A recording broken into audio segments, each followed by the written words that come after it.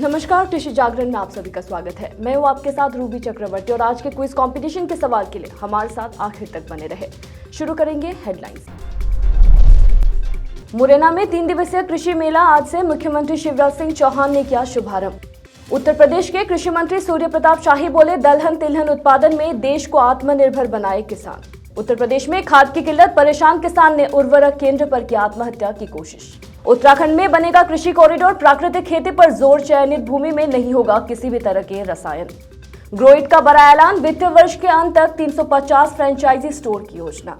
Kyler group को poultry के क्षेत्र में असाधारण उपलब्धियों के लिए किया गया सम्मानित। मवेशी पालक सावधान, दुधारू पशुओं को लगाया ये इंजेक्शन तो हो सकती है जेल जाने वजह। आप भी इलाके खेती से करें बम्पर कमाई, यहाँ मिल रहा है बिना ब्याज पर लोन, ऐसे करें अप्लाई। केंद्र के इस निर्णय से फर्टिलाइजर सब्सिडी में कटौती की बढ़ी संभावना। बढ़ेंगे खबरों की ओर। मुरैना के अंबेडकर स्टेडियम में शुक्रवार यानी कि आज से 3 दिवसीय कृषि मेला का आयोजन शुरू हो रहा है। इस मेले का उद्घाटन मुख्यमंत्री शिवराज सिंह चौहान ने किया। मुख्यमंत्री मुरैना में कई कार्यों का भूमि पूजन एवं लोकार्पण करेंगे। जानकारी के अनुसार इस कृषि मेले में भिंड, मुरैना, ग्वालियर, श्योपुर जिले के 33,000 किसान शामिल होंगे। केंद्रीय मंत्री नरेंद्र सिंह तोमर ने कहा कि ये आयोजन खेती पर खर्च कम करने और किसानों की आय बढ़ाने और उन्नत तकनीकों की जानकारी देने के लिए किया जा रहा है। उन्होंने कहा कि खेती के साथ साथ किसान पशुपालन को अपनाएं तो खेती के अलावा पशुपालन से आय अर्जित होगी, वही किसानों के लिए लाभकारी सिद्ध होगी। गुरुवार को भारत सरकार कृषि मंत्रालय के संयुक्त सचिव ने तैयारियों का जायजा भी लिया। रात 8 बजे केंद्रीय मंत्री तोमर भी दिल्ली से मुरैना आ गए। कृषि मेले में खेती को उन्नत करने वाले तमाम संसाधनों की प्रदर्शनी लगेगी और उन्नत खेती करने वाले किसानों की सफलता की कहानी मेले में दिखाई और सुनाई जाएगी। इनके साथ ही मेले में आकर्षण का केंद्र 9 करोड़ 50 लाख रुपए कीमत का भैंसा रहेगा। हरियाणा के कुरुक्षेत्र जिले के बेबेन गांव से ये भैंसा विशेष वाहन से लाया गया है। उत्तर प्रदेश के कृषि मंत्री सूर्य प्रताप शाही ने किसानों से उत्तर प्रदेश और देश को दलहन और तिलहन उत्पादन के मामले में आत्मनिर्भर बनाने का आह्वान करते हुए बृहस्पतिवार को कहा कि देश आज भी 55% खाद्य तेल आयात करता है। किसानों को संबोधित करते हुए कृषि मंत्री ने कहा, भारत में कभी दूध दही की नदियां बहती थी और आज देश तेल और दाल विदेशों से आयात कर रहा है। उन्होंने कहा कि किसान दलहन और तिलहन की खेती पर ध्यान दें। हमीरपुर मसूर की खेती में नंबर 1 पायदान पर है। वहीं सोनभद्र में गेहूं की उत्पादकता सबसे कम 27.9 क्विंटल प्रति हेक्टेयर है। अधिकारी जलवायु के अनुकूल फसलों की खेती को बढ़ावा दे। मंत्री ने आगे कहा कि दलहन और तिलहन की फसलों का एमएसपी पिछले 5 साल के भीतर काफी बढ़ रहा है। गेहूं की तुलना में चने का समर्थन मूल्य 5,500 रुपए, सरसों का समर्थन मूल्य 6,000 रुपए है। कम लागत में खेती से अधिक आय के लिए किसानों को दलहन और तिलहन की खेती बढ़ानी होगी। शाही ने आगे कहा कि सब्जी की खेती में भारी संभावना है। जो फायदा सब्जी की खेती में है वो खाद्यान्न की खेती में नहीं है। सब्जी की खेती में किसान 3 महीने में पैसा कमा लेता है। यही वजह है कि चंदौली और कौसाम्बी में 12-12 करोड़ रुपए के निवेश से 2 विष्टता केंद्र खोले जा रहे हैं। उत्तर प्रदेश के बाराबंकी जिले में भी किसानों के सामने खाद का संकट कम होने का नाम नहीं ले रहा है। इसकी वजह से किसान काफी परेशान है। जिले के साथ साथ साधन सहकारी समितियों पर भी खाद की उपलब्धता नहीं है। अब जब आलू के साथ गेहूं की बुआई शुरू हो गई है तो किसानों की खाद की काफी जरूरत है, लेकिन आलम यह है कि किसानों को एक बोरी खाद के लिए इधर उधर भटकना पड़ रहा है। ऐसे में देहात के कई इलाके में किसान ज्यादा परेशान है, जिसके चलते आए दिन कोई ना कोई घटना भी सामने आ रही है। ताजा मामला भी कुछ ऐसा ही है, जहां पर खाद न मिलने से एक किसान इतना नाराज हुआ कि वो पेड़ पर चढ़कर आत्महत्या करने की धमकी देने लगा।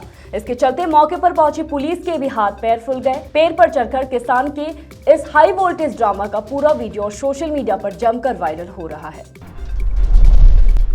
उत्तराखंड में प्राकृतिक खेती पर सरकार का विशेष जोर है। इसके लिए सरकार ने पहली बार प्राकृतिक कृषि बोर्ड का गठन किया है। साथ ही नमामि गंगे प्राकृतिक कृषि कॉरिडोर और मुख्यमंत्री प्राकृतिक कृषि योजना का खाका तैयार किया गया है। 3 नवंबर को इन योजना को शुरू करने की घोषणा की जाएगी। प्रदेश में प्राकृतिक खेती को बढ़ावा देने के लिए 6,400 हेक्टेयर भूमि का चयन किया गया है। यहाँ किसान रासायनिक खादों का इस्तेमाल किए बिना परंपरागत फसलों की खेती करेंगे। प्रदेश भर में 50-50 हेक्टेयर के कुल 128 क्लस्टर बनाए जाएंगे। कृषि निदेशक गौरीशंकर ने बताया कि राज्य स्तरीय प्राकृतिक खेती सम्मेलन का आयोजित किया जाएगा और इसमें गोविंद वल्लभ पंत कृषि विश्वविद्यालय, डॉक्टर वाइस परमार औद्योगिकी एवं नौनी हिमाचल प्रदेश राष्ट्रीय एवं प्राकृतिक खेती केंद्र गाजियाबाद के विशेषज्ञ प्रदेश के किसानों को प्राकृतिक खेती के बारे में जानकारी देंगे। ग्रोइट एक प्रमुख कृषि कंपनी वित्त वर्ष के अंत तक देश भर में 350 से अधिक फ्रेंचाइजी स्टोर खोलकर तेजी से विस्तार करने की योजना बना रही है। सूरत की कंपनी राजस्थान, तमिलनाडु, तेलंगाना, आंध्र प्रदेश, छत्तीसगढ़, हरियाणा और उत्तराखंड में अपने परिचालन का विस्तार करना चाहती है। कंपनी के एक बयान में कहा गया है कि यह ग्रोइट को पूरे भारत में अपनी उपस्थिति का विस्तार करने और भारत में कृषि स्थान को बढ़ने में मदद करेगा। स्काइलार्क ग्रुप को पोल्ट्री के क्षेत्र में असाधारण उपलब्धियों के लिए सम्मानित किया गया है। भारत के अग्रणी एकीकृत पोल्ट्री व्यवसाय घरानों में से एक स्काइलार्क ग्रुप को AP शिंदे ऑडिटोरियम में इंडिया एग्रो बिजनेस अवार्ड्स 2022 में पोल्ट्री के क्षेत्र में असाधारण उपलब्धियों के लिए सम्मानित किया गया है। डॉक्टर संजीव कुमार बालियन, मत्स्य पालन, पशुपालन और डेयरी के मंत्री ने जगबीर सिंह ढूल MD स्काइलार्क ग्रुप को सम्मानित किया है। वही भारतीय कृषि में कृषि व्यवसाय के सार को बढ़ावा देने और किसानों को अधिक से अधिक ऊंचाइयों को प्राप्त करने के लिए प्रोत्साहित करने के लिए ICFA ने इंडिया एग्रो बिजनेस अवार्ड की स्थापना की, जिसका उद्देश्य नीतियों के क्षेत्र में कंपनियों को उनके आश्चर्यजनक और मूल्यवान योगदान के लिए सम्मानित करना है। स्काइलार्क ग्रुप ने पोल्ट्री क्षेत्र में सराहनीय योगदान दिया है। लेयर बोर्ड्स मार्केट में कंपनी की 40% हिस्सेदारी है और ये 9% सालाना की दर से आगे बढ़ रही है।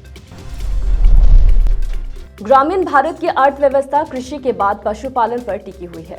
जिन किसानों के पास जमीन नहीं होती है वो भी मवेशी पालन कर अपना आजीविका चला लेते हैं।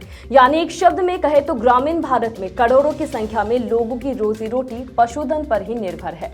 वही लाखों लोग ऐसे भी हैं जहां पशुपालन से करोड़ों में कमाई कर रहे हैं। साथ ही कई लोग गाय और भैंस के दूध से बने प्रोडक्ट का बिजनेस भी कर रहे हैं। इसके लिए उन्हें अधिक से अधिक मात्रा में दूध की जरूरत होती है। इसके लिए वे मवेशियों को इंजेक्शन और टीका लगाते हैं ताकि वो ज्यादा दूध दे। पर ऐसे लोगों को मालूम होना चाहिए कि ये एक पशु क्रूरता है।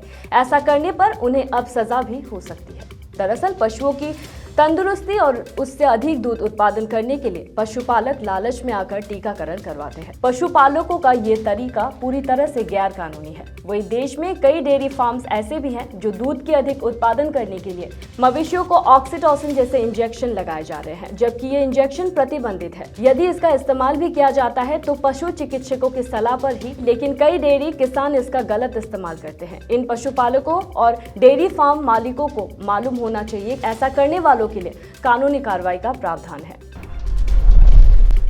मुख्यमंत्री भूपेश बघेल की सरकार प्रदेश में लाख की खेती करने वाले किसानों को प्रोत्साहित करने और उनकी आय बढ़ाने के लिए बड़ा फैसला लिया है। राज्य लघु वनोपज संघ ने विहन लाख आपूर्ति, विहन लाख बिक्री के लिए जरूरी व्यवस्था की है। साथ ही लाख फसल की खेती के लिए लोन देने का भी इंतजाम किया है।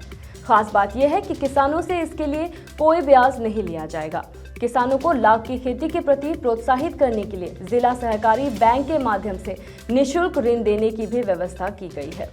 इसके तहत लाख पालन करने के लिए पोषक वृक्ष कुसुम पर 5,000 रुपए, बेर पर 900 रुपए तथा पलाश पर 500 रुपए प्रति वृक्ष ऋण सीमा निर्धारित की गई है। लाख पालन को वैज्ञानिक पद्धति से करने के लिए राज्य लघु संघ द्वारा कोंकर में प्रशिक्षण केंद्र खोला गया है और इस केंद्र में 3 दिवसीय संस्थागत प्रशिक्षण के साथ लाख उत्पादन क्लस्टर में ऑन फार्म प्रशिक्षण भी दिया जा रहा है। केंद्र सरकार ने यूरिया प्लांटों पर शिकंजा कसने के लिए बड़ा फैसला लिया है। कहा जा रहा है कि केंद्र कैबिनेट ने यूरिया प्लांटों के लिए नए एनर्जी नियम की मंजूरी दे दी है। अब नए एनर्जी नियम का पालन नहीं करने वालों के खिलाफ सख्त कार्रवाई होगी। साथ ही नए एनर्जी नियम के तहत प्लांट के लिए अलग अलग टारगेट फिक्स किए जाएंगे। खास बात यह है कि गैस आधारित यूरिया प्लांट के लिए ये नियम लागू किए गए हैं। वही जानकारों का कहना है कि नए नियम लागू होने से फर्टिलाइजर सब्सिडी में कटौती की संभावना बढ़ गई है। इफ्को एमसी देश के प्रमुख क्षेत्र को कवर करते हुए पैन इंडिया का संचालित करती है। उत्पाद पोर्टफोलियो इस तरह से बनाया गया है कि यह किसानों को उनकी फसल सुरक्षा आवश्यकताओं के लिए पूर्ण समाधान प्रदान करता है। गुणवत्ता का बेहतर आश्वासन प्रदान करने और किसानों को विश्वास दिलाने के लिए कंपनी ने समर्पित विनिर्माण सुविधा स्थापित की है। वही इफ्को एमसी ने दक्षिण 24 परगना के पोलर हाट में सहयोग से समृद्धि कार्यक्रम का आयोजन किया। इस कार्यक्रम में ZMMFO मौजूद रहे। इस कार्यक्रम में कोनात्सु, हुमेत्सु, शिगोटो और सायाका जैसे प्रोडक्ट्स पर चर्चा की गई। आज की बैठक हमारे चैनल पार्टनर इंस्पायर द्वारा कोनात्सु और टी शर्ट ब्रांडिंग के साथ इफ्को एमसी और कोनात्सु के साथ प्रस्तुत की गई थी और कुल खुदरा विक्रेता इसमें 65 से भी अधिक उपस्थित थे। राष्ट्रीय राजधानी दिल्ली में जहां एक और मौसम सर्द होता जा रहा है, तो वहीं दूसरी ओर पहाड़ों पर बर्फबारी जारी है, जबकि दक्षिण भारत के राज्य में तेज बारिश का सिलसिला अभी भी जारी है। आलम यह है कि मौसम विभाग ने इसको लेकर चेतावनी भी जारी की है। ऐसे में देश भर में मौसम का ताजा अपडेट किया है। राजधानी दिल्ली में अब मौसम और सर्द होने लगा है। आलम यह है कि सर्द हवाएं भी चलने लगी है। इसके साथ ही सुबह के तापमान में गिरावट भी दर्ज की जाने लगी है। मौसम विभाग ने आज दिल्ली में न्यूनतम तापमान 16 डिग्री और अधिकतम तापमान 29 डिग्री सेल्सियस रहने की संभावना जताई है। अगर बात प्रदूषण की करें तो अब भी बेहद खराब श्रेणी में दर्ज की जा रही है। और आज FTP ऑर्गेनिक के क्विज कंपटीशन में आपके लिए सवाल है कि भारत में मिर्च का सबसे बड़ा उत्पादक देश कौन सा है। और आपके ऑप्शंस हैं नंबर 1 मध्य प्रदेश, नंबर 2 पश्चिम बंगाल, नंबर 3 आंध्र प्रदेश, नंबर 4 राजस्थान। तो देर किस बात की, फटाफट से हमें इसका जवाब कमेंट करके जरूर बताएं और जीते FTP ऑर्गेनिक के डिस्काउंट कूपन्स और ढेरों इनाम। फिलहाल कृषि जागरण में मेरे साथ इतना ही। खबरों का सिलसिला जारी रहेगा। देखते रहिए कृषि जागरण। धन्यवाद।